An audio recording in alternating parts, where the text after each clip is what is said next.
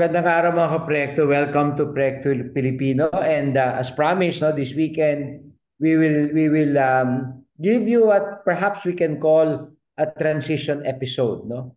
Because in the coming weeks we will now transition to a new format. Hopefully by middle of September we will reformat our show, but we will surprise, ano. We're building up the format and we will let you know as it becomes more and more final. So the next few weeks, we will define the general themes, no, of what we would like to really discuss in depth in the coming rebooted or reformatted show, no. So today, okay, we'd like to welcome after a long time because Manolo was traveling and then also nagkasakit pa ho si Manolo, nagka-COVID. Kahit hindi na uso ang COVID, si Manolo nagko-COVID Pina, pa. pinauso niya ulit, Father. Pinauso niya ulit. And mind you, on the other side of the world. So, of course, welcome, Leloy. So, siguro I'll ask Leloy to introduce the flow of our episodes during the next few weeks. No? So meron kaming napagtanto dun sa mga meeting namin na isang essential element ng civics ay yung national interest. Sa mga magagaling mag-Pilipino dyan, wala pang magandang salin para sa konsepsyon ng national interest, pambansang interest o ano. Pero I'm sure may mas magandang salin dyan. So for this episode, let's just use the English term, yung national interest. And I think it's a helpful term kasi pag sinabi nating Pilipino tayo, usually identity yung pinag-uusapan natin. Ano ba yung identity ng Pilipino? But in civics, tatanda natin ang civics ay isang proyekto. So meron tayong ginagawa, hindi lang natin tinatanong sino ba tayo. Tinatanong natin, anong klase bang lipunan yung gusto nating tirhan? Ano bang klaseng lipunan yung gusto nating gawin? At yung lipunan na yun ay isang pambansang lipunan or national at yung bansa na yun ay may interest. At ideally, yung interest na yun ay interest na shared by every single Filipino. Yung isa pang important concept ng Proyekto Pilipino is non-partisan, di ba? So pag tinatanong natin kung ano yung national interest, ano ba yung mga interest na shared ng lahat ng Pilipino, regardless kung sino yung binoboto nila or regardless kung sino yung politiko, yung manok nila sa susunod ng eleksyon. And so we thought this was a good way to transcend din yung nastiness ng ating electoral politics because maraming division sa ating lipunan. But I think unlike a society like ako, nakatira ako sa US, hating-hati yung US, that they can't even talk about a common national interest anymore. I think sa Philippines, meron tayong mga hidwaan, pero we can still talk about a pambansang interest. For example, napagtanto ko ito dito sa issue ng West Philippine Sea. Sa tingin ko lahat ng Pilipino, liban lamang doon sa mga traidor talaga, naniniwala na atin yun, na dapat natin protektahan yung ating mga fishermen, yung ating mga fisher folk. So we can begin with that discussion to think about civics more broadly. Ano ba talaga yung yung pambansang interest na shared between all of us. And so I'm really glad Manolo's here because I wanted to ask him, ano ba, when you think about this concept yung pambansang interest, anong naiisip mo, Manolo? Sa atin, ang unang, sa palagay ko, ang unang pumapasok sa ating kaisipan ay bayanihan. Dahil kung maraming nagsasabi na ang pananaw natin pagdating sa pamahalaan at mismo sa ating lipunan, nakatanim pa rin nakapako pa rin sa maliit na bayan. Kung saan malinaw naman ang mga paraan at mga bagay na kung saan kailangan kang ah, tumulong sa pamamagitan ng bayanihan. I mean, for example, ang pinaka-basic nito dahil binabaha yung lugar ng kapitbahay mo, lilipat mo yung bahay niya sa alam mo, ligtas na lugar. Madali yon, masasabi natin, madali yon sa maliit na barangay kung saan magkakilala lahat at malinaw naman na kung may nangangailangan, may pagkakataon ng lahat na magambag para dun sa nangangailangan. Nagiging mas mahirap ito habang palaki ng palaki at palawak ng palawak ang ating lipunan. At dito tayo nagkakaproblema.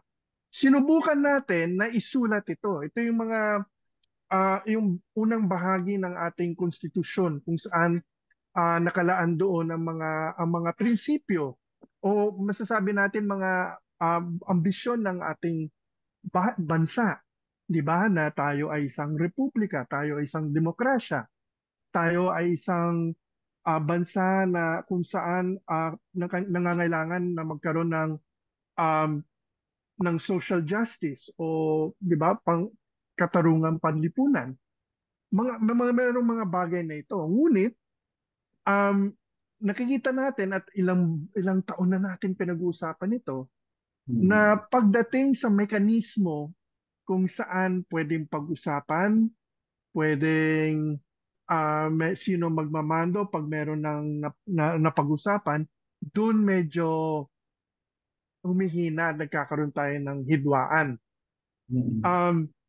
Para sa akin, nakikita naman natin na yung basics pa rin. Pagkain, tirahan, kalusugan, kapayapaan, di ba? Katarungan. At habang lumalampas tayo doon nagiging mas masalimutan ang usapan. At siguro dadagdag ko rin, Manolo, kasi yun yung basic human needs. Tapos yung pag nalampasan niya, edukasyon naman. Kasi yun yung pa rin yung vehicle for development, di ba? Siguro, ako, Lele, ang ganda lang ng binigay na imahen sa atin ni Manolo, yung bayanihan. So, paano ba natin gagawin yan hindi lamang isang personal na value or personal na nasasabi natin katangian ng Pilipino, but how do you translate that into institutions, no? And into government, into the national psyche, no, if you wish, no? Kasi kaya ako lang siguro in some future anong pwede natin itong gawin topic, but gusto ko lang iba to na last week na ito, I attended a 2-day meeting or seminar sa Ateneo sponsored by the Templeton Foundation, tsaka partner nila ang Georgetown University tsaka Ateneo School of Government. Yung topic nila is research on strategic religious engagement. Hindi lang Katoliko but mga Kristiyano, mga Muslim. Kasi yung basic thesis nila is ang dami-daming religious engagement but konting-konti ang strategic, which means sustainable. Basically, it's parang one-off, parang one-time, big-time na relief work, di ba? Ganon. Tapos walang long-term development, no? Kasi kaya ko lang nabanggit yun, and hopefully we can discuss this in the future. I don't want to spend too much time on this. Kasi yun, nakikita natin doon na yun yung bayanihan, Manolo, di ba, and Leloy? Kasi pag merong sakuna, no? Halimbawa itong nakaraan Typhoon Karina, ang daming gumagalaw. Pero ito yung comment ko nga, kasi yung isang grupo na tinutulungan ko, sabi niya, hindi tayo gumagalaw, ang dami nang gumagalaw. Sabi ko, kayo mag-alala, after 2 weeks, kailangan nila tayo kasi mawawala lahat. Which is fine, kasi relief and rescue, di ba? Pero mahina tayo sa rehabilitation. Always yan. Di ba? Well, bibigay ko lang halimbawa, Fads, yung Olympics. Dahil nakita natin na doon sa mga atleta natin, maraming nag-aambag. Like, so yung mga ibang atleta na walang facilities and that sort of thing, ang unang tumulong doon, mga pribadong sektor, mga negosyante and that sort of thing. And then dahil doon, kahit paano, nakapunta ang mga naka-training yung mga atleta, nakabiyahe and that sort of thing. Of course, ngayon na merong mga nagwagi, maraming sisihan. Como nasaan ba ang pamahalaan, como bakit umabot na yung iba may natanggap na tulong, yung iba naman hindi tinutulungan, and then ang sinisingil ang pamahalaan. Sa akin naman, ang isang problema dito, yung we need to step back. Dahil, for example, ang pinakamayaman na bansa, Amerika, ni isang kusing ginagastos ng pamahalang Amerikano para sa kanilang atleta. Lahat ng gastusin ng mga atleta galing sa pribadong sektor. Correct. So kaya naman na hindi sunasagot ito ng pamahalaan. And in fact, kung titingnan mo yung kasaysayan ng mga atleta natin, nung hindi masyado nakikialam ang pamahalaan before martial law, doon tayo nagkaroon ng mga medalya nung simula. Mm. And then yung panahon ng martial law, kung saan talagang sikat na sikat ang intervention ng pamahalaan, that was the longest period na ni isang medalya ang nakuha natin sa Olympics. It's very interesting. Oh, I And didn't then know that. afterwards, very good yeah, example. and then afterwards, after EDSA, nung pumasok ulit ang pribadong sektor at nandun pa rin yung talagang malaki ang kulang ng pamahalaan, doon na simula unti-unti nagkaroon ulit tayo ng mga medalya. Punto ko lang, imbes na magsisihan, marami namang nag-aambag at gumagalaw ng hindi humihingi ng publicity. There's going to be a very Correct. big um, uh, parang athletic center that's going to be built sa Leverisa. And ang gumagalaw dito, isa sa mga pinakamalaking may-ari ng mga malls sa Pilipinas. So, pag ganun, ang pwedeng mangyari, dapat tanungin natin, saan ba dapat talaga makialam ang pamahalaan o saan tayo dapat umasa? Sa akin, Oo. ang pinakamagandang halimbawa nito, for example, was yung sa Rizal Memorial na 19 kopong-kopong pa yan, but that's where the training was happening. And in fact, at one Correct. point, gustong ibenta ng pamahalaan.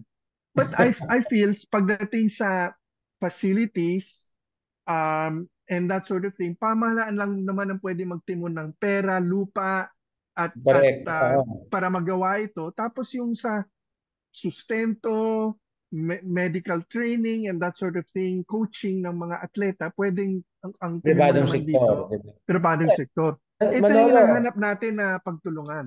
oo, halimbawa si Carlos Yulo, 'di ba? I will not Mm. mention names.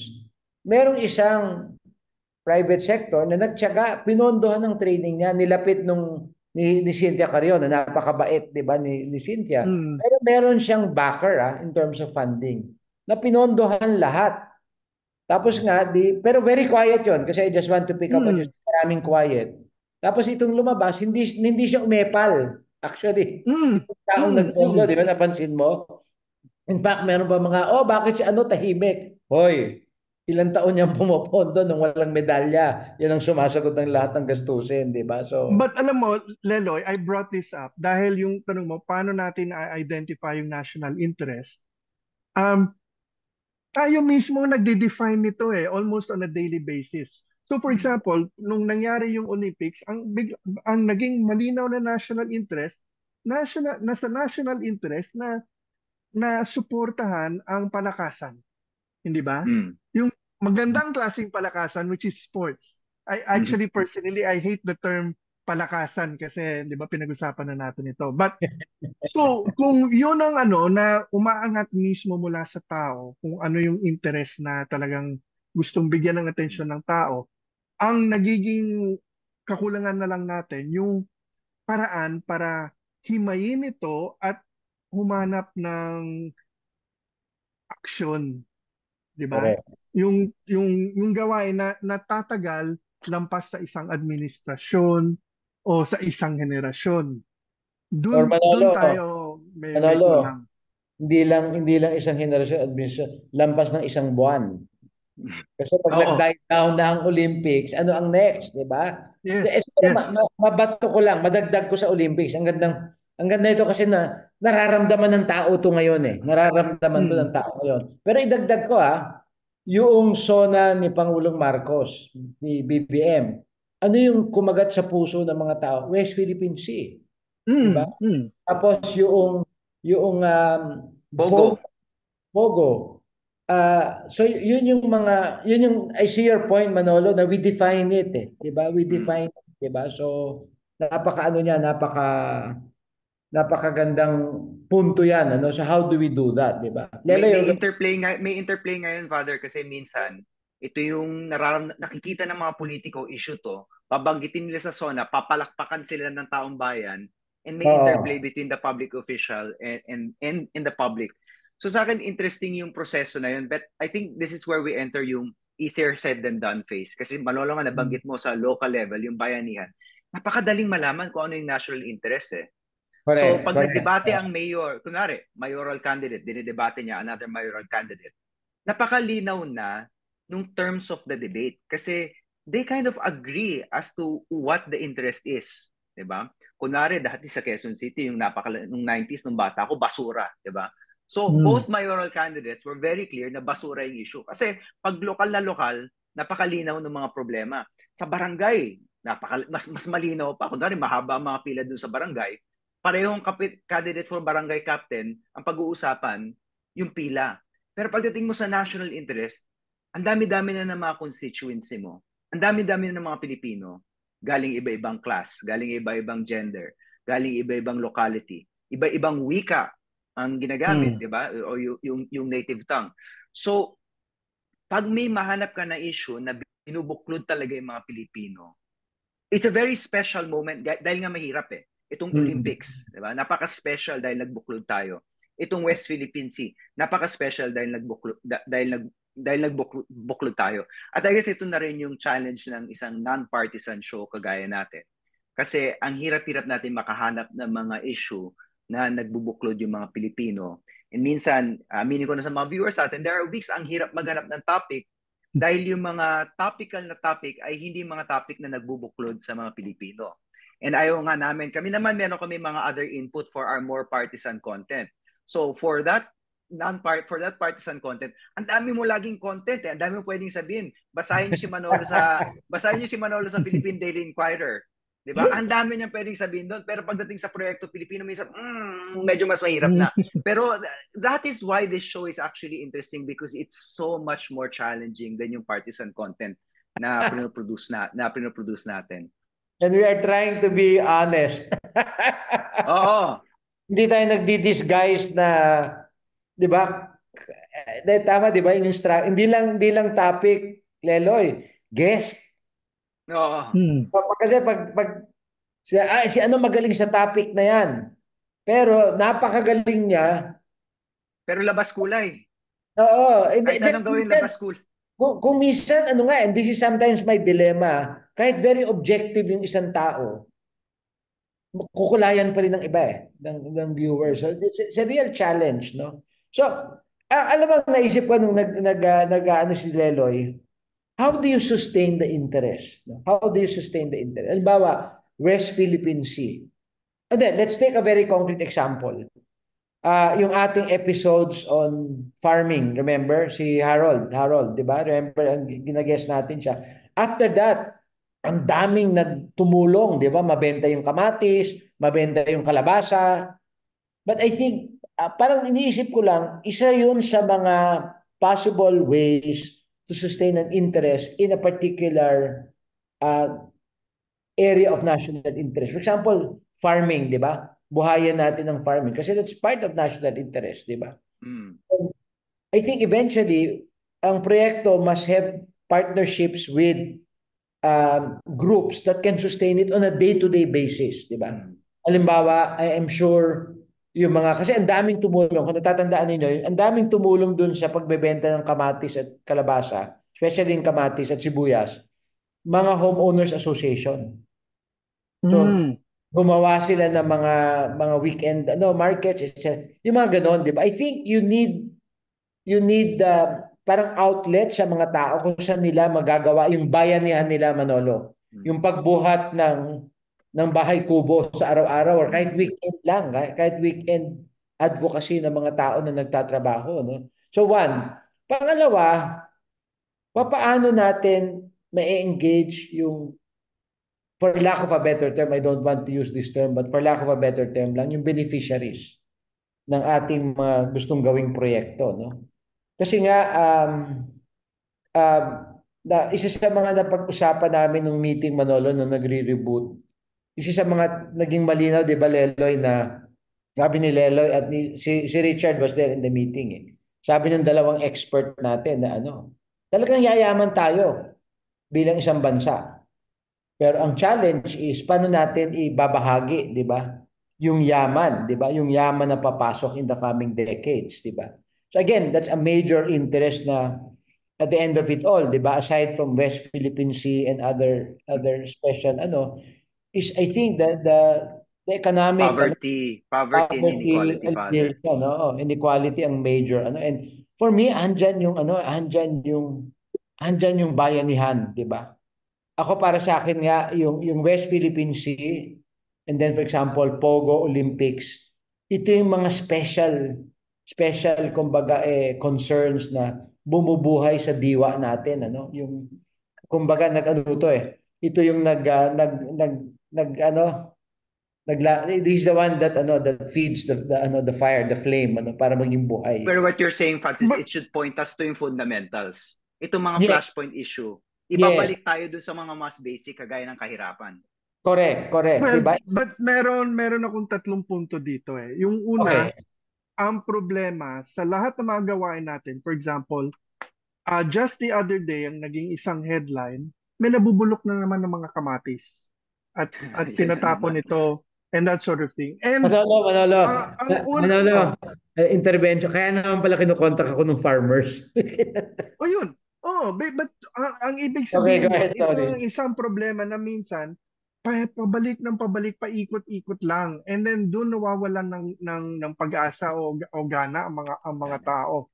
Correct. And honestly, I don't know how a show like ours can help get out of that. Yun ang isang sagot, Fads, na meron pang hotline ang mga magsasaka. So, Correct. dahil sa mga network na ginawa natin nung huling problema na ito, nabuhay uli yung hotline na yun. So, I think we should make an effort to save, to share mga ganong bagay na yun. Kasi it shows na hindi lang mauulit ito. Pangalawa, ang mga bagay na nagbubuklod sa atin o mga paraan na nagbubuklod sa atin, media.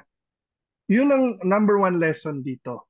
Na kahit maraming nagsasabi na yung mga dating uri ng media, gumuguho na, ang mga dating habit ng pagkonsumo ng media, humihina na, kahit paano, there are times na bumubuo pa rin yung audience and as a country, we have a shared experience.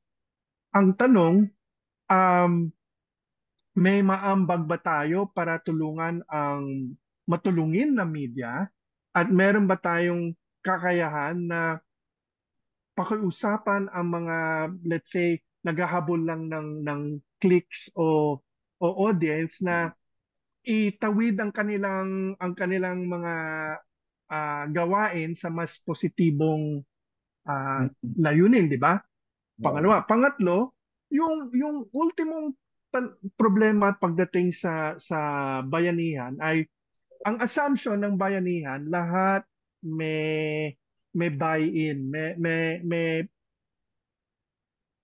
koneksyon sa lugar kung saan kailangan ng bayanihan. Mm. Like I mentioned before sa show, baka natandaan nyo, na ang isang problema, let's say, na hinaharap na ng mga kandidato, dahil sa malaking porsyento ng ating mga kababayan na lumilipat sa ibang lalawigan, sa ibang syudad, yung mga dating koneksyon sa isang distrito o isang probinsya o isang syudad, nagkakawatak-watak. Ang Mm. ibig sabihin nito, ang very frankly, pinuhunan na mga koneksyon ng mga ah, ng mga politiko gumuho din. And Mm. kung medyo desperado ka o wala kang pakialam sa totoong ah, kabutihan ng yung mga botante, susuhulan mo na lang ang mga botante para lang manalo. And then the vicious cycle of kailangan ka kumupit ng pera para para bayaran ang mga botante na hindi naman makakatanggap ng serbisyo, etc. Doon nagsisimula.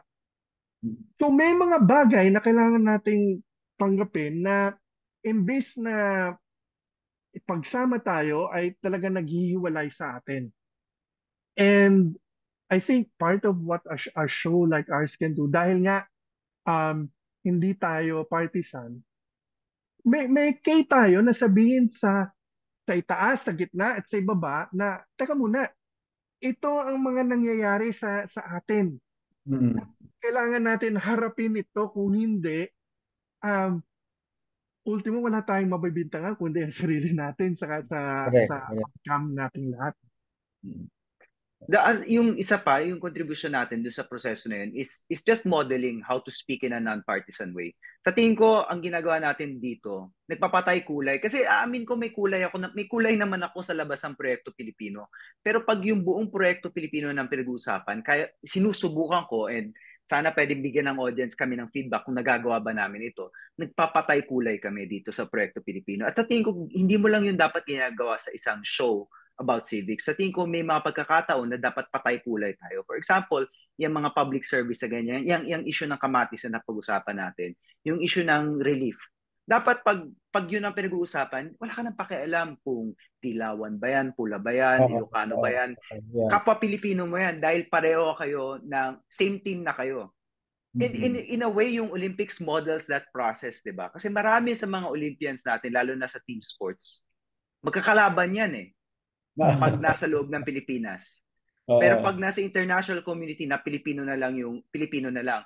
I think mga Pilipino mahilig sa basketball, so kita naman natin, 'di ba? Si LeBron James at saka si Steph Curry, talagang magkaribal yan sa NBA. Pero pagdating doon sa global court, patay kulay na sila.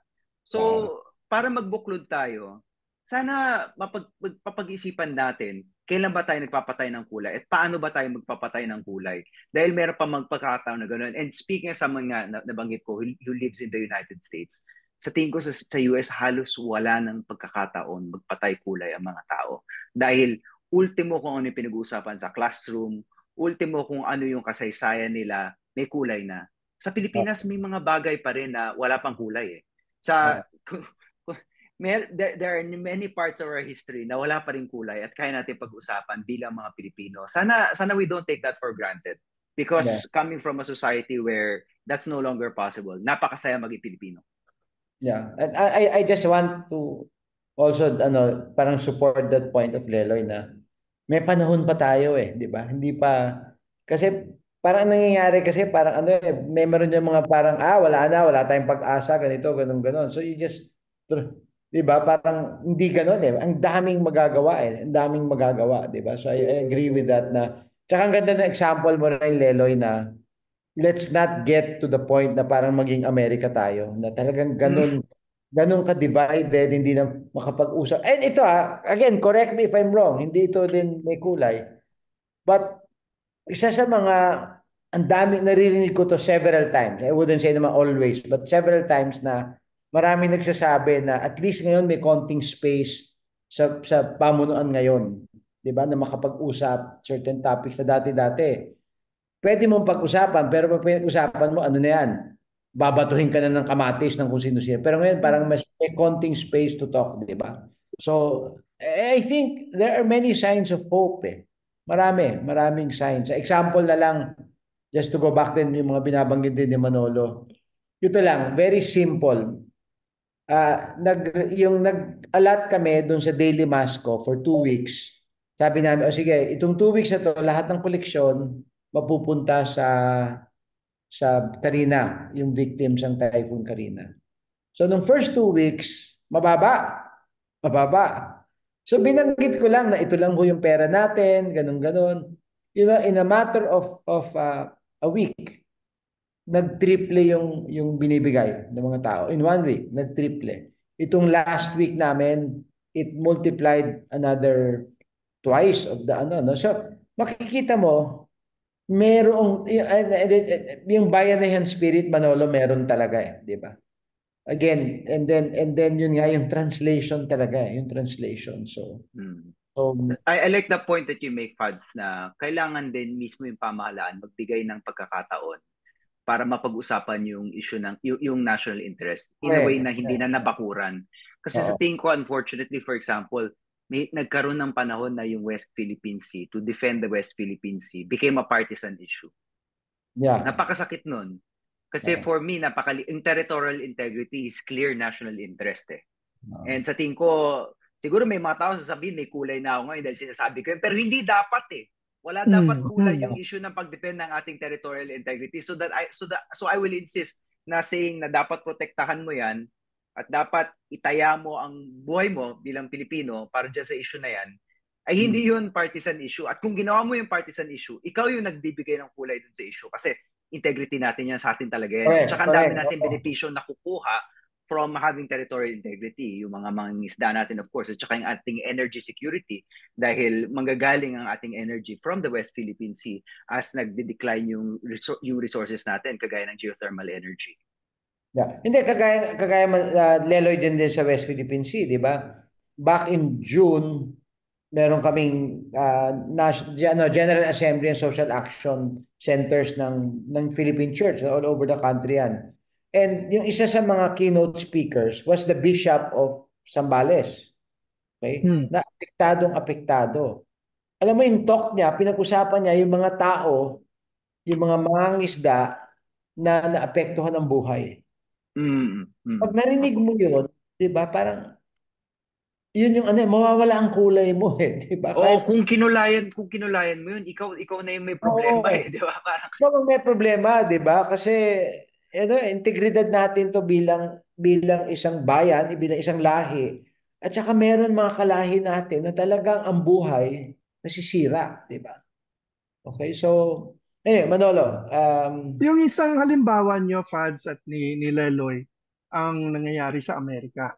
And sa akin, dito rin pumapasok ang isang advantage natin bilang isang populasyon na halos lahat ng sulok ng mundo meron ng Pilipino na alam mo, hindi lang nagtatrabaho kundi pinag-aaralan at nakikita ang gawain ng mga ibang mga lipunan at pamahalaan. Sa akin, around the 1990s, parang ang karibal natin o ang kinukumpara natin ng ating sarili ay Thailand in terms of potential at pwede mangyari. Manolo, I remember even the exchange rate of the baht in the Philippines and the peso, di ba? Kinukumpara. And around that time, kung matandaan do not forget, Manolo, traffic. Yes, traffic, yeah. And then sila traffic. pang unang nagkaroon ng LRT. But anyway, yung ang nangyari doon may sangay sa daan, and at that point, if you remember, around the turn of the century, nagrarally dito, nagrarally doon, may people power dito, may people power doon. At iba ang tinahak nilang daan kaysa sa atin. Sa kanila, pumasok ang militar, nakialam ang hari, mga negosyante, di ba? At it's the opposite. Naging kamay na bakal ang naging sagot sa mga problema ng lipunan ng Thailand, and slowly gumuguho yung kanilang ekonomiya. Sa atin, over and over again, nagkaroon ng mga decision points.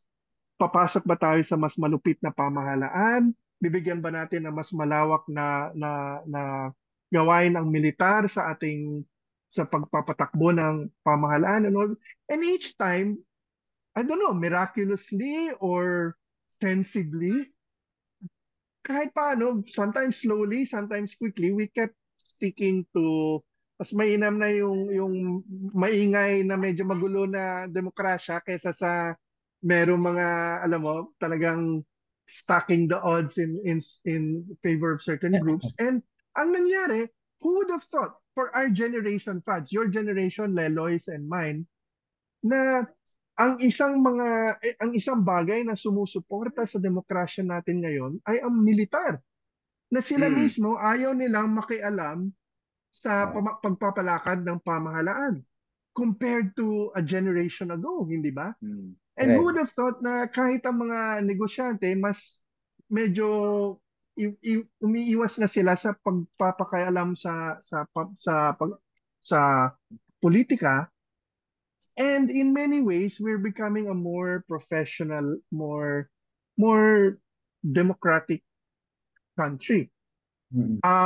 Hindi natin sasabihin na wala pa rin mga problema dahil nandun pa rin ang problema ng mga pamilya na parang mas malaki ang kanilang role sa politika kaysa sa dapat sa isang demokrasya. But in the end, kung kukumpara mo ang dalawang bansa na ito, why are we doing, I think, much better? And why are they, right now they banned yung party that got the biggest number of votes. Biglang tinanggal na lang sa eksena. Alam mo, mga malupit na gawain yun. So akin, Totoo yan. are we learning enough? Si Randy David said na dati ang kanyang assumption dahil maraming Pilipino abroad, tutulong ito sa paglaki at paglalim ng ating demokrasya. And then later on sabi niya mali pala siya dahil karamihan sa atin nasa mga bansa na malupit ang kanilang mga pamahalaan. So ang nakita nating ehemplo at gusto nating gayahin yung mga kamay na bakal sa mga bansang ito. And he said he didn't realize that would happen. But maybe through social media with all its negative connotations, mas makikita din natin ang nangyayari sa mundo and we can finally pick up on these examples to show na we're not as bad as we thought we were and that there is more hope. Yeah. So, ang gandang, I think, ang ganda ng point mo na yun, Manolo, na kasi kumisan may tendency tayo rin. And this is partly yung labeling, di ba, Leloy? Kumisan Yes, to the point, di ba, na kahit may nangyayaring maganda, dahil ang presidente ngayon hindi dilawan or whatever, it's the name calling that, but really ang daming mga tao na nakikita na ang daming openings ngayon to really improve. Ito lang ito at the risk of being being maligned, no? Nung SONA ni Pangulong Marcos, no? Sabi ko sa staff ko sa Caritas kasi I was in a safeguarding seminar at that time, Leloy. Sabi ko panuorin nyo yung SONA because I want to see ano yung points na babanggitin na meron tayong programa. Kasi I want to see how we can interface with government, di ba? Kasi ang attitude ko, ang pondo nasa gobyerno eh. And to do social services and social protection programs, nasa gobyerno ang pera. And I think they're looking for private sector to help them. Matagal na yan, panahon pa ni Pinoy, di ba, Manolo? Ganun yan. Of course, nagpandemya nung panahon ni Pangulong Duterte. Pero sabi ko, panuorin nyo nga, tapos mag-notes kayo ha. Alam mo, yung mga inassign kong manood, very hopeful sila. Pwede tayong magtrabaho, Father, with this government. Sana ganun, ano? Yung mga punto na pwede tayong magtulungan dahil nga ang interest natin ay interest ng mga nasa laylayan, di ba? To use the term. So hopefully that's something that we can work on, di ba? And makita natin yung positibong nangyayari. And puna pa rin, di ba? Nung kailangan ayusin. Kasi for example, issue ng korupsyon, di ba? Andiyan pa rin yan, di ba? Pero merong mga bagay na pwede nating kunin at i-develop talaga, no? Para sabi nga, we can get certain balls and run with the ball, di ba? But yung ibang issue, sige, nandyan din yan, korupsyon, lahat, political dynasties, andyan pa rin yan. Pero wag sana natin kakalimutan yung magandang pwedeng mangyari at magawa, no? Dahil dito sa mga problema. Siguro closing na tayo, Manolo. Siguro yung Father, gusto ko lang din, yung closing ko doon is challenge siguro sa ating partisan media. Or kasi marami nagpa-partisan sa social media. Okay, to see if they can say something good about their opponents. Napakagandang challenge nun. Sa akin, sobrang natuwa ako nung SONA, sabi ni President Marcos, ayaw na niya ng Pogo, tumayo opposition senator Risa Ontiveros at pumalakpak. Sa akin, yun yung signal ng Proyekto Pilipino na kahit yung kaaway mo, pwede mong palakpakan pag may ginawang maganda. At yun lang siguro yung closing thought ko, lalo na sa mga tao na walang non-partisan outlet kagaya namin. Kaya mo ba magkaroon ng non-partisan moments even in your partisan outlet, yung maingay mo na Facebook, yung maingay mo na Twitter? Kaya mo ba magkaroon ng mga issue na sasabihin mo, teka lang, Pilipino pa rin ba tayo? We need these constant reminders na Pilipino tayong lahat kahit may kulay tayo. At sa tingin ko, kahit yun lang, napakalit na bagay, that can already go a long way. Thank you, Lele. Ang gandang example nun. Thank you. Manolo? Sa akin, I think it requires a certain amount of pagpakakumbaba. Because I'll give you a very personal example. Nung panahon nung Ondoy at Pepeng, I was already not on good terms with the government of President Arroyo. But napansin ko, because I was very active on online nung panahon na yun, na nagkaroon ng problema ang mga Pilipino abroad na gusto magpadala ng mga damit at ibang mga bagay para sa mga nasalanta. At naipit ito dahil sa customs. At dahil merong regulasyon na para proteksyonan ang mga negosyante at para patayin ang ukay-ukay na negosyo, bawal ito. And talagang ayaw nilang pulusutin. And I ended up having to contact the government and tell them, alam ba ninyo na nangyayari ito? Alam ba ninyo na ang sama nito tingnan at maraming maapektuhan dahil sa tigas ng ulo ng customs.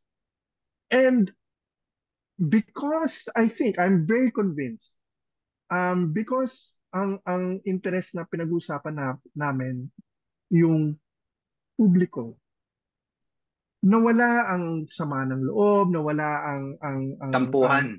ang tampuhan.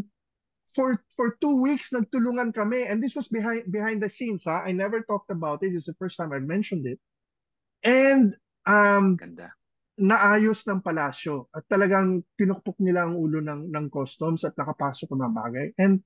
And I was actually very proud of them, yung mga nasa palasyo, because una nakinig, pangalawa, imbes na nagmatigas ng ulo, hinarap nila ang problema at gumawa. And I noticed hindi humingi ng praise release after.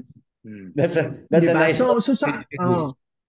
So sa akin, kung ang paglapit mo at pagtrato mo sa kausap mo, sa kapitbahay mo, na tao sa tao, there's nothing we can't achieve. Thank you. Ang ganda. Very nice, Leloy. And siguro kung pwede ako magdagdag, kasi earlier this week, 90th birthday ni Senator Bobby Tanyada. So Wow. I said mass, but andun yung lahat na magkakapatid na Tanyada, yung third generation, karamihan nandun. So dun sa misa sabi ko nga, yung mark ng public service ni Senator Tanyada is one of humility. And kinento ko lang yung libro ni Archbishop Desmond Tutu at ni Dalai Lama. At a certain point do sa libro, pinag-usapan nila yung humor, humility, and humanity. Sabi, there's parehong root word yung pinanggalingan nila, yung homos, yung basic element of the earth, no? Tapos sabi na, I think the Arch Desmond Tutu, kailangan mo ng sense of humor para mapagtawanan mong sarili mo. At dyan nagsisimula ang humility, kababaang loob. At sabi niya, pag meron tayong kababaang loob, we discover our shared humanity, ang pakikipagkapwa-tao. Siguro yung mga ehemplo na binigay mo, Leloy, at ni Manolo about Risa, si Risa na napakatapang, napakatapang. Yan ang genuine opposition, di ba? And of course, yung example mo, Manolo, na yung ni GMA, yun ang humility.